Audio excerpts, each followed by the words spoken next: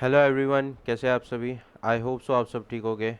And welcome back to our Python for beginner playlist. ये इस playlist का lecture number 8 है जिसमें हम कंट्रोल फ्लो स्टेटमेंट के बारे में पढ़ेंगे। But before moving on this topic, I hope so आप सभी को पिछला वाला लेक्चर सही से समझ में आया होगा एंड आपने उस लेक्चर का रिवीजन भी कर लिया होगा।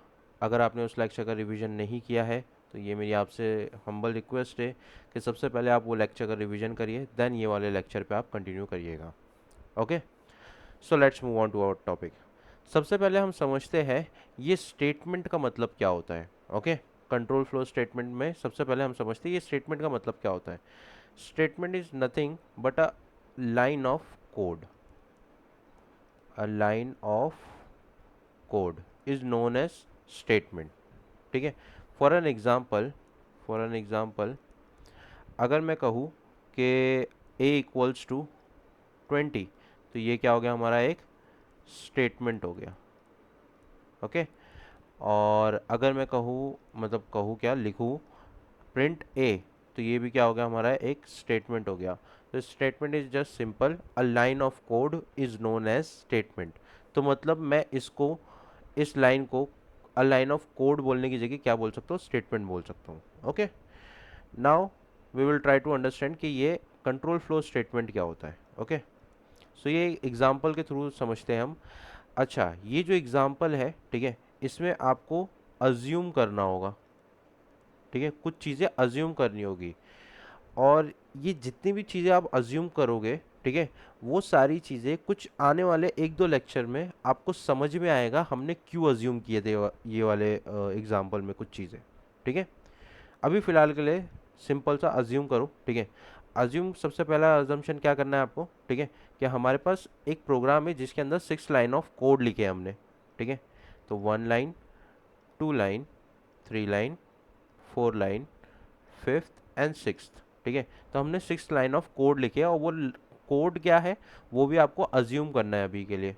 ठीक है, जब हम आगे बढ़ेंगे तब आपको पता चल जाएगा वो कोड क्या होगा।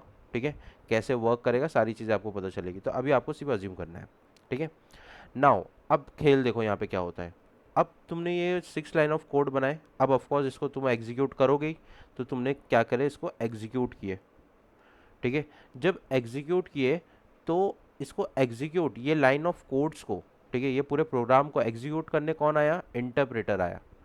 कौन आया, इंटरप्रेटर आया।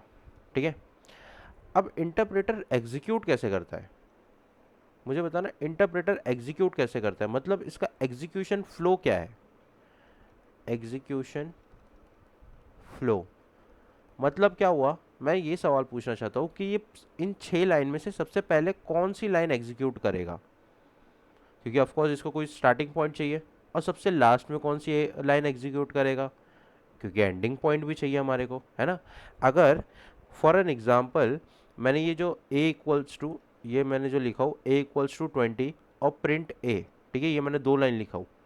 अगर मैंने इसको रन करना चाहा, ठीक है, तो पाइथन का इंटरप्रेटर किस तरीके से रन करेगा, पहले ये फर्स्ट लाइन को रन करेगा या पहले ये सेकंड लाइन को रन करेगा। तो ये सवाल क्या है, ये सवाल का जवाब कुछ इस तरीके से है कि एग्जीक्यूशन फ्लो इसका सबसे पहली बात तो लाइन बाय लाइन होता है। कैसा होता है, लाइन बाय लाइन।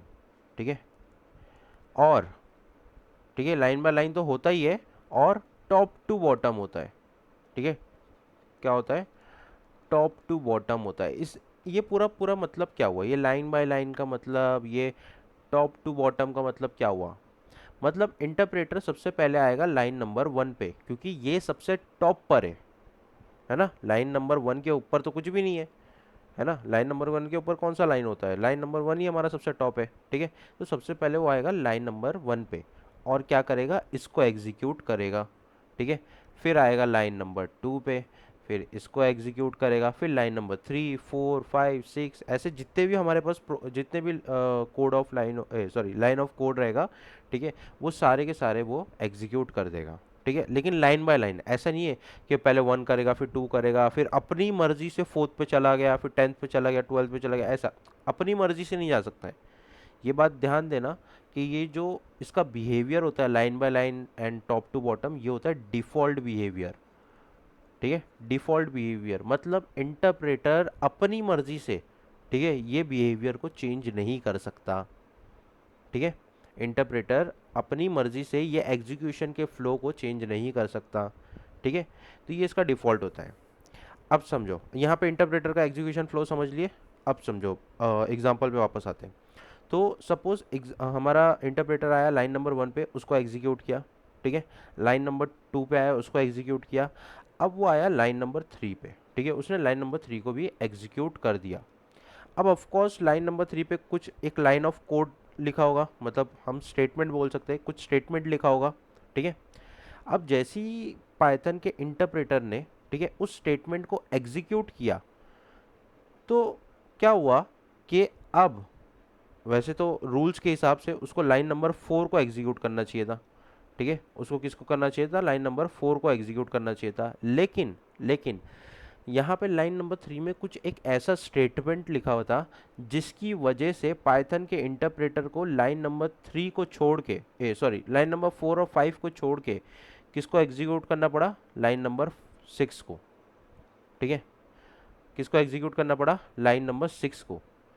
और अगर तुम्हें याद है तो interpreter top to bottom approach use कर सकता है, मतलब लाइन नंबर 6 के बाद अगर उसने लाइन नंबर 6 को एग्जीक्यूट किया 3 के बाद, तो वो 4 और 5 को एग्जीक्यूट नहीं कर सकता। मतलब क्या हुआ कि लाइन नंबर 4 एंड 5 क्या हो गए, स्किप हो गए।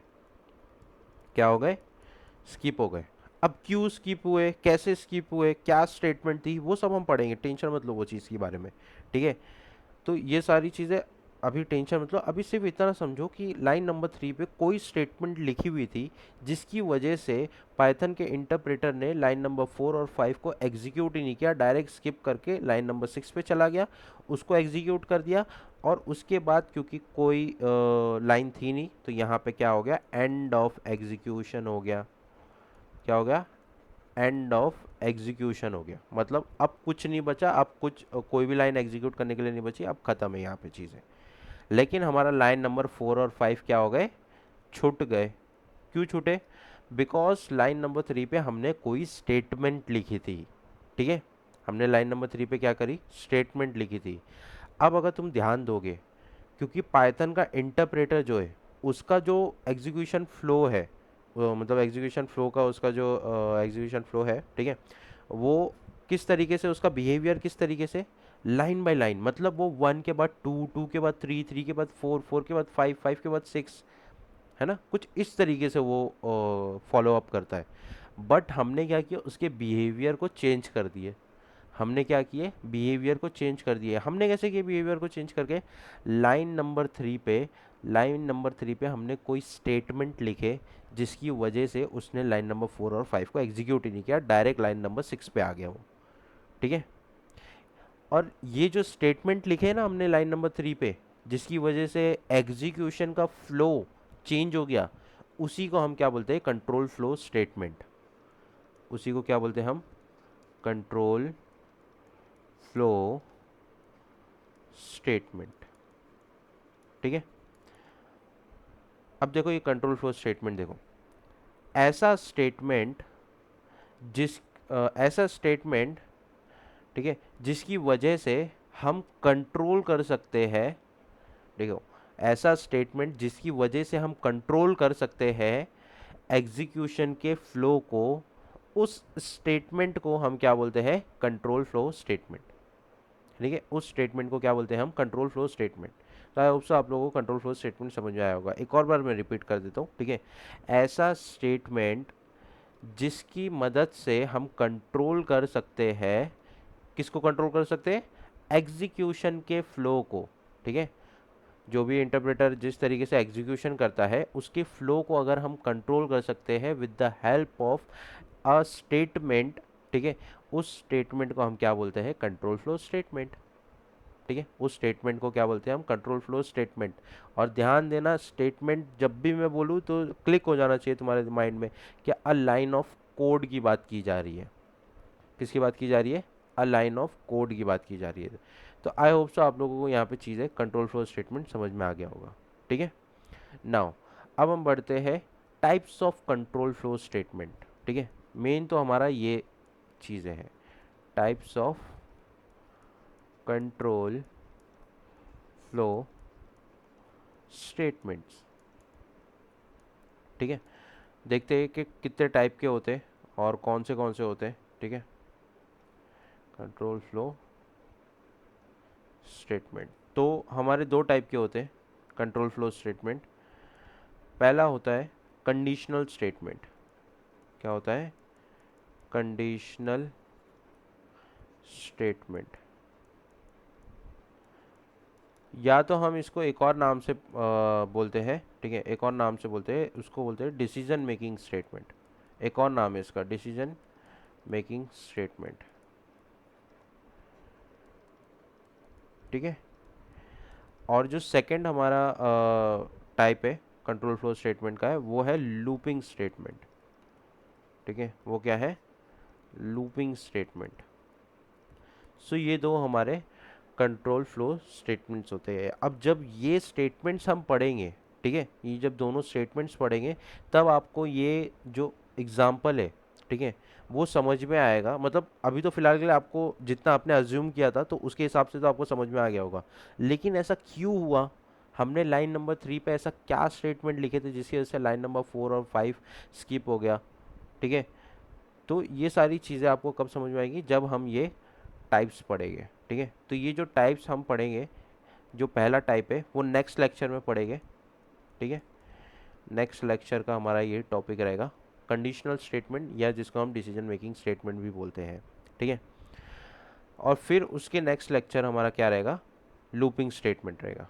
ठीक है, तो ये हमारे दो लेक्चर के आगे के टॉपिक्स रहेंगे। Okay, so I hope so आप लोगों को कंट्रोल फ्लो स्टेटमेंट समझ में आया होगा। आई नो ये वाला वीडियो थोड़ा छोटा सा था। ठीक है, इसमें कोई कोडिंग पार्ट नहीं है, ये बस एज एन इंट्रोडक्शन है। ओके, जब हम कंडीशनल स्टेटमेंट पढ़ेंगे तब मैं एकदम आराम से आपको सारी चीज़ें समझाऊंगा एक एक करके, तो वो वीडियो लंबी बनेगी। तो क्योंकि ऑफ कोर्स मैंने यहाँ पे कंट्रोल फ्लो स्टेटमेंट भी समझाया हूँ। ठीक है, और अगर मैं कंडीशनल स्टेटमेंट भी समझा देता, ठीक है, इसमें से अगर एक ही टाइप समझाता, तो इसी के लिए मुझे करीबन करीबन 45 टू 50 मिनट्स चाहिए ही चाहिए आराम से कंडीशनल स्टेटमेंट को समझाने के लिए। तो आराम से वीडियो हमारी कम से कम अराउंड 1 आवर की बन जाती। सो इसलिए मैंने इसको 2-3 पार्ट्स में डिवाइड कर दिया है। Okay, so I hope so आप लोगों को कंट्रोल फ्लो स्टेटमेंट समझ में आया होगा। अब बस एक लास्ट काम कर दीजिए, जैसे मैं हर वीडियो में कहता हूँ कि इस चैनल को सब्सक्राइब कर दीजिए। ठीक है, और अगर आपको पसंद आए मेरी टीचिंग तो इस वीडियो को लाइक भी कर दीजिए एंड शेयर भी कर दीजिए अपने दोस्तों के साथ, ताकि उनको भी ये सारी नॉलेज मिल सके। सो आई होप सो आप लोगों को ये वाला लेक्चर समझ में आया होगा। फिर मिलते हैं नेक्स्ट वीडियो में, जब तक के लिए take care, bye bye, thank you.